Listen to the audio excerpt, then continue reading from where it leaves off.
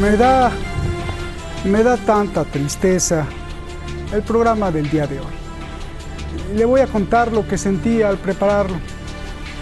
Me parece muy grave que alguien amenace a otra persona, no solo por la cobardía que ya significa el amenazar a alguien, sino también porque, aunque no es acto consumado, es un acto de violencia y la chispa para iniciar una espiral que puede o nos puede conducir hasta la muerte.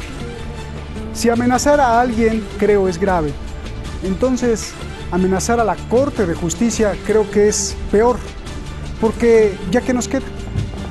Esto parece entonces el paraíso de los narcotraficantes, de los dictadores o de los terroristas que si no les gusta algo, pues usan la fuerza.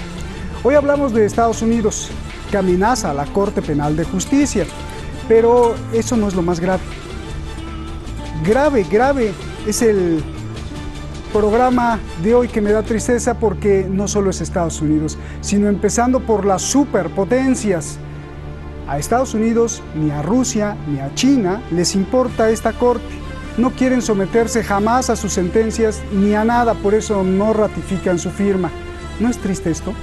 Los más fuertes deberían empezar por el ejemplo. Comenzamos.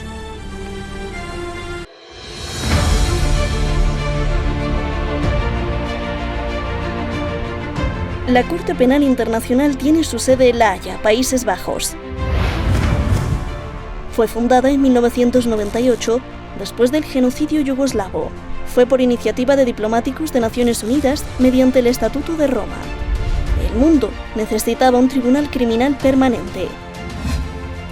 La Corte es financiada por sus 123 países miembros, de acuerdo a sus posibilidades. Los países eligen en una asamblea independiente a jueces y debaten sobre sus artículos, para garantizar la imparcialidad en la justicia. El objetivo de la Corte es perseguir y condenar los siguientes crímenes: genocidio, crímenes contra la humanidad, crímenes de guerra, crímenes de agresión, que es el uso de la fuerza armada de un país contra otro país. El problema es que la Corte Penal Internacional no pertenece a la ONU, solo coopera. Pero el más grave problema es que las superpotencias como Estados Unidos y Rusia no les importa, no han firmado la ratificación para someterse a las sentencias, y China menos. Otros que siguen los pasos rebeldes o de no compromiso son Israel, Cuba, Irak, la India, que no han ratificado el Estatuto de la Corte. Curiosamente, casi toda América Latina, desde México hasta Argentina, sí están comprometidos con la Corte, así como el Reino Unido, Francia, Italia, la Unión Europea.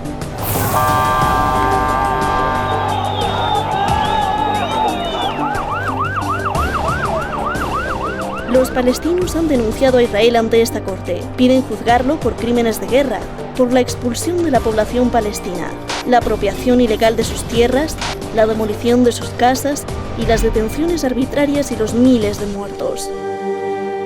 La corte contestó que sí, que hay elementos suficientes para comenzar una investigación. La corte promete un proceso imparcial contra la construcción de asentamientos ilegales construidos por Israel en Cisjordania ocupada, la agresión militar israelí en Gaza en 2014.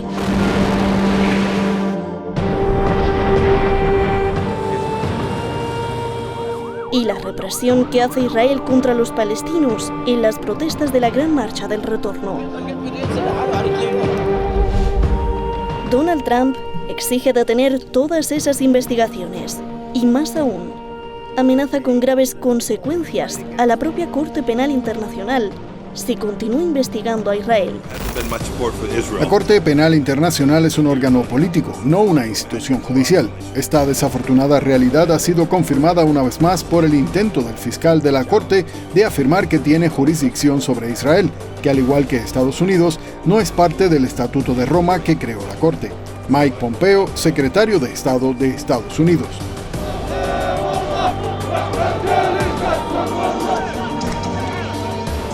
Los palestinos están furiosos. El grupo Hamas denuncia la intimidación de Estados Unidos a la Corte Penal Internacional.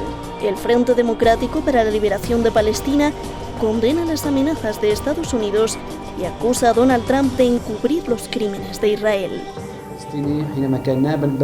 Las declaraciones amenazantes del secretario de Estado de Estados Unidos, Mike Pompeo, contra la Corte Penal Internacional se consideran como un acto de intimidación contra una autoridad judicial internacional.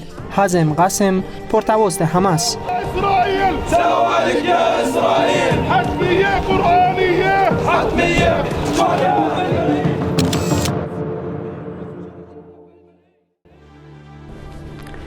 Muchísimas gracias al equipo Detrás de la Razón, muchísimas gracias a usted, sobre todo por los últimos meses que han salido canales de Detrás de la Razón prácticamente por todo el mundo para defender la libertad de expresión. Usted ya lo vio, cómo nos han censurado tremendamente y nos han cerrado este canal muchísimas veces y volvemos a resurgir. Muchas gracias siempre a usted porque usted es el objetivo de este programa. Carmen Parejo Rendón, redactora de la revista Comuna allá en Sevilla, muchísimas gracias por estar con nosotros. Y Eduardo Luque, usted lo conoce muy bien, analista político allá en Barcelona. Gracias a los dos y buenas noches aquí en Teherán por estar con nosotros. Carmen, ayúdanos, ¿cuál es el significado de que Donald Trump amenace a la Corte Penal Internacional, por favor? Bueno, el significado, pues yo creo que es básicamente ver es seguir la línea de Donald Trump, que es o se hace lo que yo considero que hay que hacer o este organismo, el que sea, no me vale. En este caso, además, sigue una estela que ya la habían marcado porque el que se salió del Estatuto de Roma fue Bush cuando estaba investigando lo de Afganistán. Es decir, Estados Unidos está muy de acuerdo con que existan tribunales internacionales o organismos internacionales mientras sirvan a sus intereses. En el momento en que esos organismos no sirven a sus intereses, rechazan esos organismos.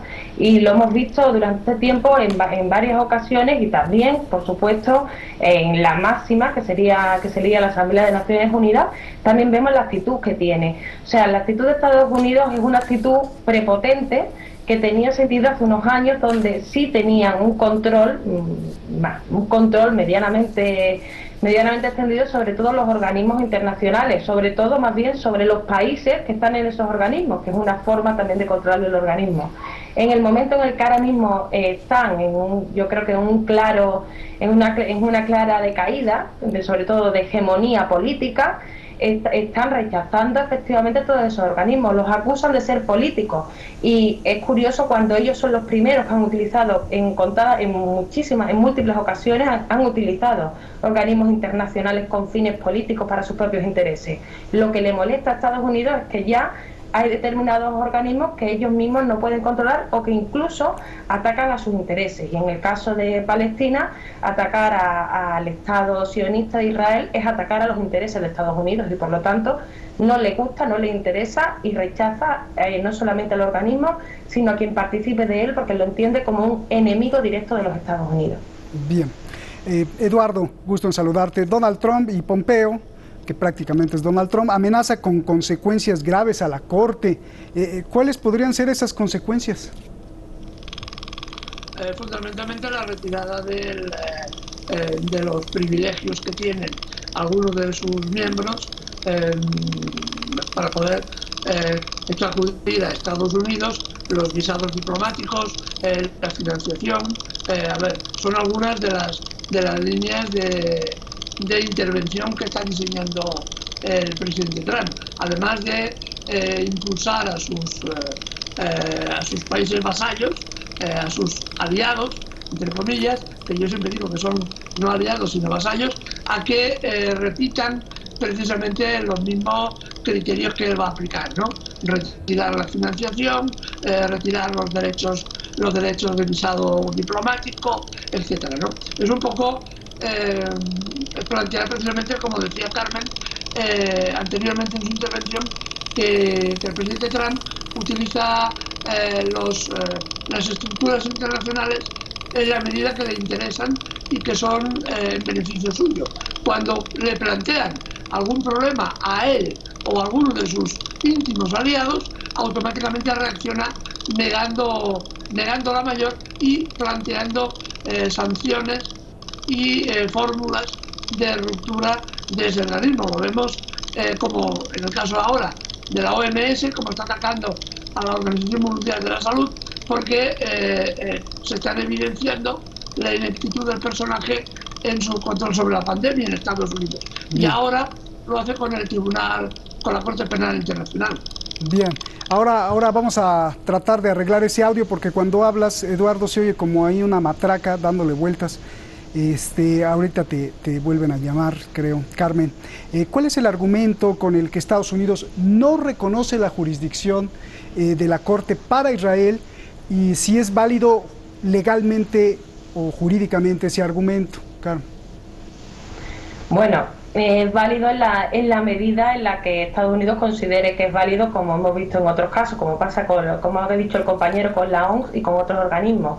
El argumento que dan es que la Corte está controlada a nivel político, ese es uno de ellos, y que por lo tanto no sería una Corte de Justicia, sino una Corte que juzga a nivel político. En ese sentido, lo que viene a decir claramente es que al ser político es en ese sentido cuestionable, y tú puedes estar de acuerdo o estar en contra. Con eso deslegitima a la Corte y por lo tanto deslegitima los pasos que quiera dar. Eso por ahí. Y por otra parte también argumentaba que Palestina, que los palestinos no tienen un Estado, entonces al no tener un Estado no tienen ninguna capacidad, según ellos, para participar a nivel político de instituciones supranacionales, lo cual es terrible, porque efectivamente la situación del pueblo palestino sabemos todos cuál es.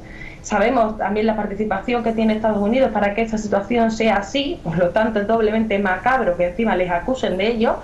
Y lo que está diciendo con esto es que esa situación que tiene el pueblo palestino además le imposibilita para poder pedir amparo de ningún tipo de tribunal institucional, porque poco menos que les quita su derecho a ser jurídicamente y a poder exigir amparo de absolutamente nadie. O sea, es una aberración en muchos sentidos, pero efectivamente, tal y como se han manejado las instituciones, y sobre todo tal y como Estados Unidos ha manejado históricamente las instituciones internacionales, donde sobre todo en los últimos años ha hecho y deshecho un poco a su antojo, sabe que puede decir esto porque puede hacerlo, porque efectivamente hay pugna política dentro de esas instituciones y de esos organismos. Quizás aquí lo que habría que ver es si efectivamente habría que enfrentar ese discurso haciendo reestructurando lo que significan esos organismos para que no pueda volver a ocurrir que un discurso como este tenga cabida. Pero Estados Unidos está utilizando un discurso que es muy inteligente dentro de su lógica. Si ellos mismos han utilizado este tipo de instrumentos a su beneficio, ¿por qué no se está utilizando en su contra? Que es un poco el argumento que creo que pretenden transmitir. Bien, e incluso Palestina está reconocido también como Estado miembro de la propia Corte Penal Internacional. Eduardo, Estados Unidos argumenta que ellos no pertenecen a esta asociación de justicia, de hecho la desconocen como tribunal, y dice que el argumento legal es que ni Estados Unidos ni Israel han firmado ni reconocido o ratificado la Corte. Dime. Sí, eso es, es cierto desde ese punto de vista. Fue Estados Unidos el que planteó en su momento y participó dentro del Club de Roma en la elaboración del proyecto de la Corte, pero una vez que vio que podía tener repercusiones en la época de Bush, fundamentalmente repercusiones para poder determinar los crímenes de guerra que había cometido Estados Unidos, tanto en Irak como en Afganistán, decidieron no ratificar el tratado y por lo tanto no tiene validez. Lo curioso es que utiliza la Corte Penal Internacional cuando le ayuda a criticar a China.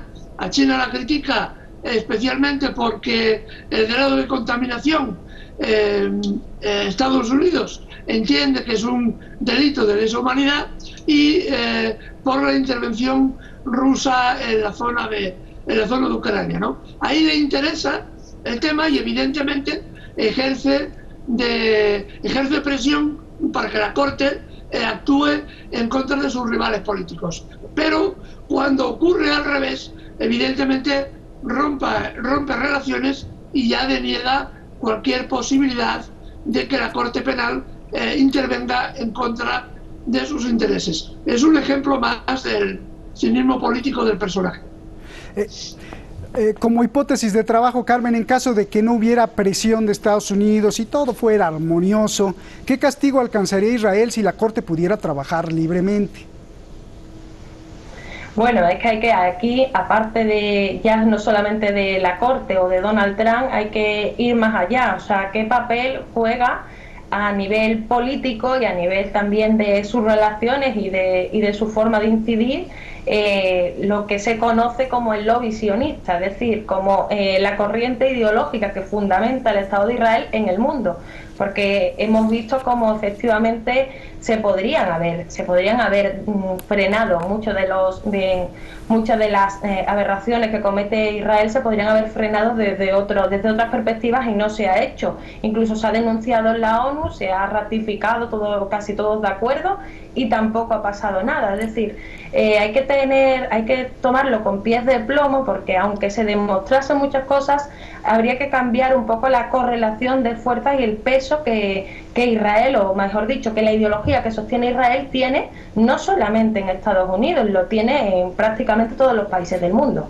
Entonces, creo que sería importante, como elemento de presión, que se pudiese llevar a cabo algún tipo de investigación y que se pudiese denunciar, pero creo que sería más interesante aún poder desenmascarar exactamente todo ese poder que ejerce el sionismo, de desenmascarar que eso no se trata de ningún proyecto de autodeterminación de ningún pueblo, sino que se trata de un proyecto con una ideología política concreta y que no está solamente allí, sino que está extendido por el mundo, y que en los organismos internacionales se empezase de verdad a hacer una política donde los participantes tuvieran unas condiciones de mayor igualdad para que fuese efectivo, desde una perspectiva de justicia y desde otro tipo de perspectiva.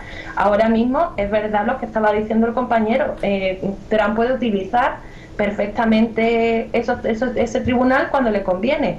¿Por qué? Porque sabe que esto en realidad se maneja por otros hilos. Entonces creo que hay que entender que cuando hablamos del tema de Palestina también se maneja por otros hilos, y que hay que ir mucho más allá, no es solamente la acción delictiva concreta, sino porque se ha consentido durante más de 70 años acciones delictivas constantes, que eso es lo que ha vivido el pueblo palestino, y toda la región, en realidad, de una manera u otra. Bien. Eduardo, a ver, ¿qué es lo que no quiere? Porque esto es obvio, ¿no? Digo, desde niños lo aprendimos, cuando ¿sabes qué? No quiero que investigues. ¿Qué es lo que no quiere que salga a la luz Donald Trump? Que ya, de hecho, ya lo sabemos, ¿no? Pero al amenazar a la Corte, supongo yo que no quiere que se investigue algo. ¿Qué es eso?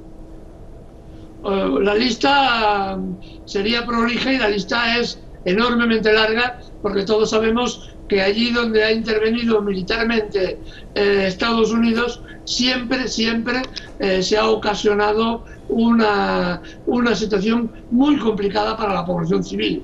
Las matanzas, por ejemplo, en Afganistán, en este momento reconocido por el propio Pentágono, se asegura la muerte aproximadamente de 125.000 civiles. Esto es lo que asegura el Pentágono. ¿Desde qué punto de vista la agresión a un país, como fue Afganistán, está justificada desde el punto de vista de la política internacional? Que no tiene ninguna justificación. Por tanto, es una agresión, sería un delito de lesa humanidad la masacre que se ha producido contra Afganistán, al igual que la masacre que se produjo contra Irak, o la masacre que se está intentando contra Siria, en el momento en que Estados Unidos hay pruebas más que fehacientes de que está ayudando militar y económicamente a los grupos terroristas en Siria.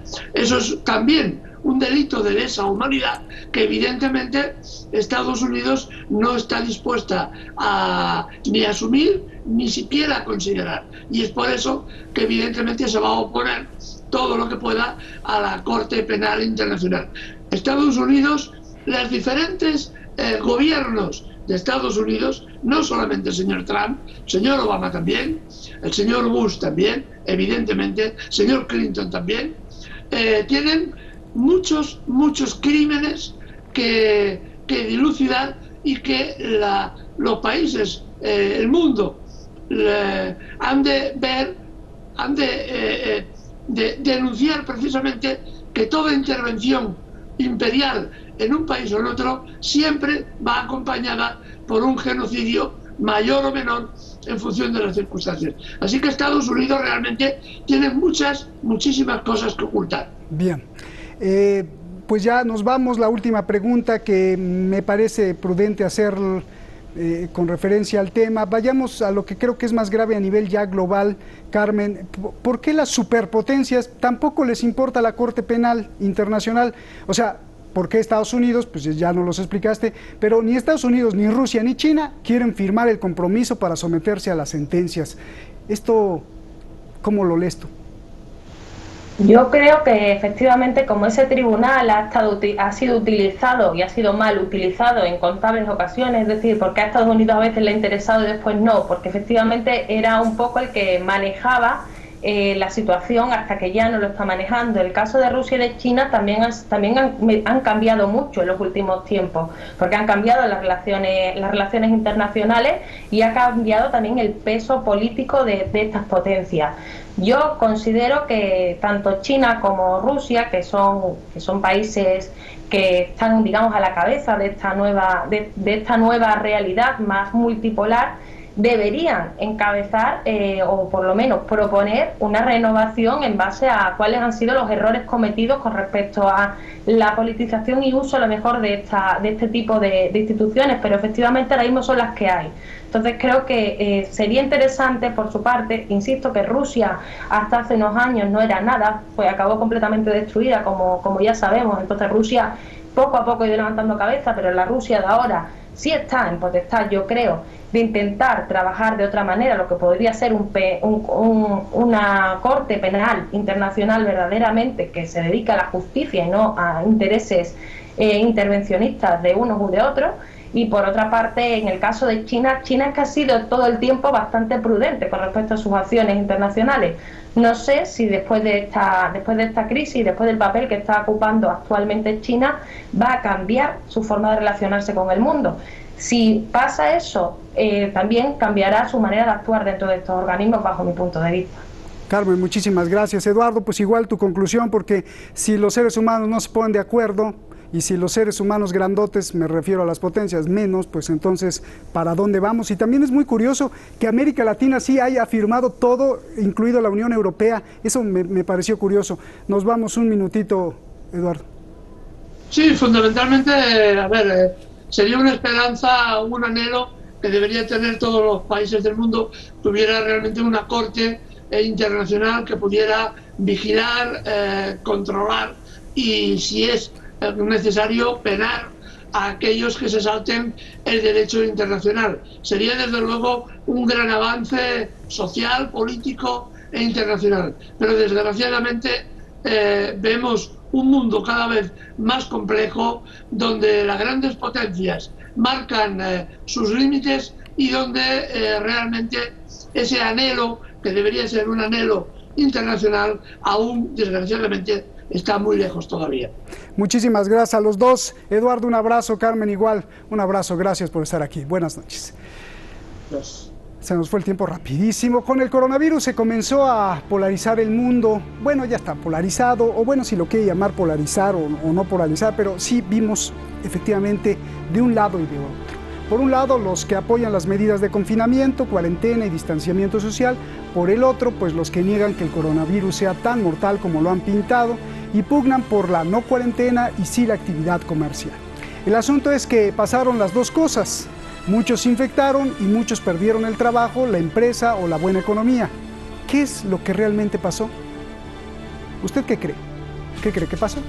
Se lo dejo de tarea para mañana, porque mañana vamos a analizar con microscopio un caso verdaderamente grave. Y no olvidar una cosa también, que la corrupción, mucha o poca, está presente en todas las sociedades, pueblos, países y gobiernos. Y no solo la corrupción, también la personalidad criminal, la ineficacia, la ineptitud, la tontería y lo desalmado que son unos. Mezcle todo y ya podremos entender por qué está el mundo así. Buenas noches.